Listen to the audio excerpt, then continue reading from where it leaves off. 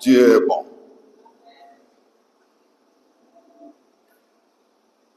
Gloire à Dieu pour cette bonne louange et adoration. Que le Seigneur soit glorifié. Il mérite ce moment. Le ciel est avec nous.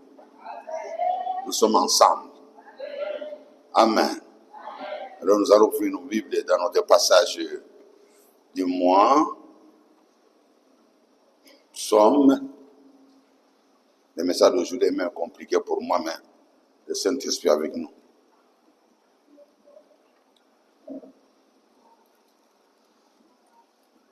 Psaume 23, versets 1 à 2.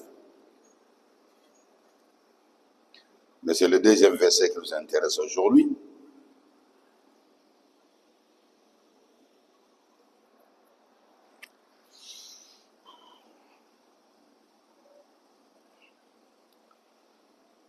L'Éternel est mon berger, je ne manquerai de rien.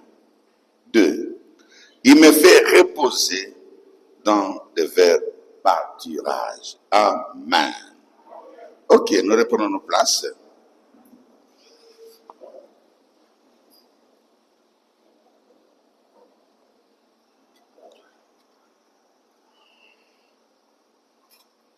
Donc, depuis le dimanche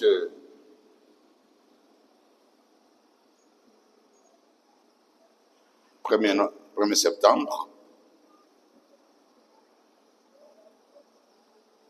nous avons parlé de ce message, soit disant que l'Éternel est mon papa.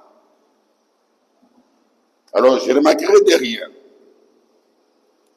il n'est pas n'importe quel papa, il est le bon papa, c'est le bon père.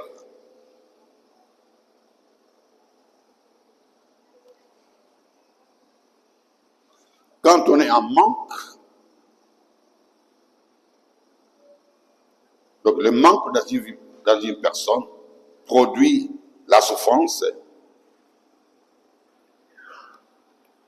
et surtout la souffrance interne.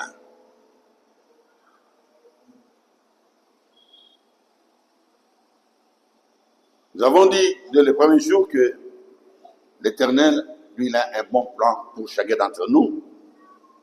Notre Dieu a un plan merveilleux pour chacun d'entre nous. Le plan merveilleux, ce n'est pas le plan de malheur, c'est le plan de bonheur.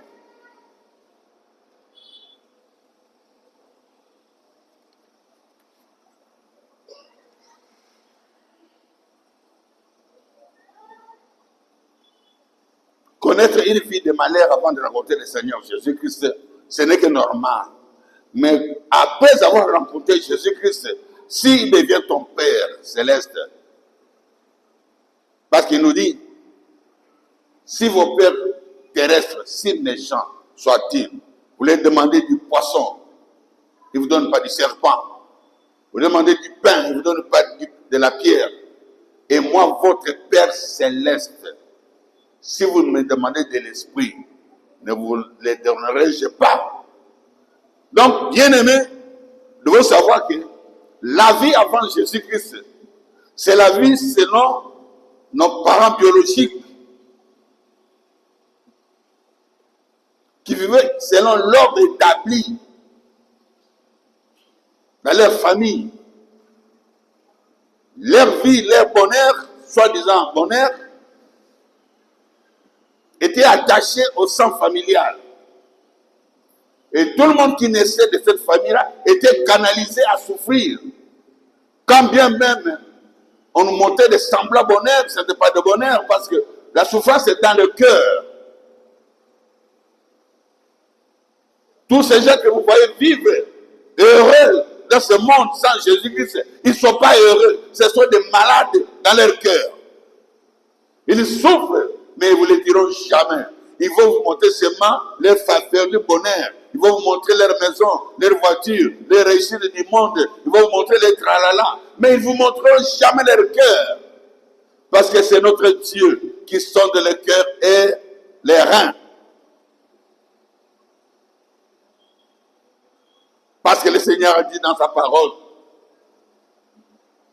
le cœur de l'homme est tortué par-dessus tout et il est mauvais.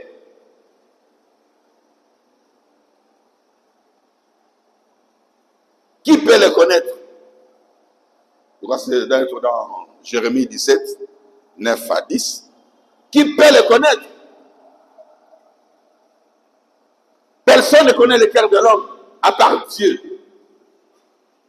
Et Satan qui le détruit tous les jours. Le bonheur n'est pas dans ce que vous voyez.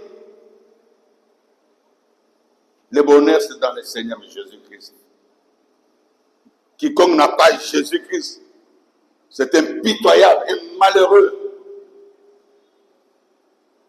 C'est comme un soulard. Il a bu. Dans son ivresse, il se réjouit, il se dit, je suis le plus heureux du monde. Mais quand il va servir le matin, il va redevenir normal, avec une langue de bois. Il va comprendre que c'était illusoire, c'était de n'importe quoi. C'était pas ça la vie. C'était pas ça le bonheur. Le bonheur, ça se vit intérieurement. Et le bonheur est personnel. Parce que la Bible déclare dans Psaume, ou plutôt Apocalypse 3, verset 20. Je me tiens à la porte et je frappe. Quelle porte? La porte du cœur. Je me tiens à la porte et je frappe. Si quelqu'un entend ma voix et ouvre, moi Jésus, j'entrerai chez lui. Je souperai avec lui. Je vivrai avec lui. Et lui avec moi. Voilà, le temps du bonheur, c'est celui-là. Le temps de Dieu, c'est celui-là. Lorsque Jésus-Christ entre dans ton cœur. Pourquoi? Vous allez le savoir bientôt, c'est ça même le message d'aujourd'hui. Le message d'aujourd'hui, nous pouvons l'intituler « Reposer dans le verbe pâturage ». Donc nous allons plus parler de verbe pâturage aujourd'hui. Ce message m'était vraiment compliqué. Donc je comprenais selon le monde. Il a fallu que le Saint-Esprit m'aide à comprendre ce message selon le ciel. Le verbe pâturage. Tout le monde connaît ce que c'est le verbe pâturage. Quand on parle de verbe pâturage, c'est l'herbe verdoyant qui nourrit les brebis. Et on se limite là. C'est l'image de la vie d'un enfant de Dieu. Parce qu'il doit vivre la vie de Dieu. Tout berger cherche de la verdure pour ses brebis. Aucune brebis ne va vers la verdure parce qu'elle ne connaît même pas où ça se trouve. Ça, c'est le message du dimanche prochain. Le verbe pâturage, c'est le berger qui trouve cela. C'est le berger qui met à la portée des brebis le verbe pâturage, la nourriture des troupeaux. Pour que les troupeaux, les brebis, puissent bien vivre, il faudrait le verbe pâturage. Bien aimé dans le Seigneur, comme vous lisez dans la Bible, vous allez voir un jour Abraham et Lot ont eu des difficultés à cause de leurs serviteurs. Tellement ils étaient tous deux bénis à cause de l'alliance de Dieu et d'Abraham. Ils avaient tous des petits meuniers et gros bétail. Alors, être ensemble, c'était plus possible. Il fallait qu'ils se séparent.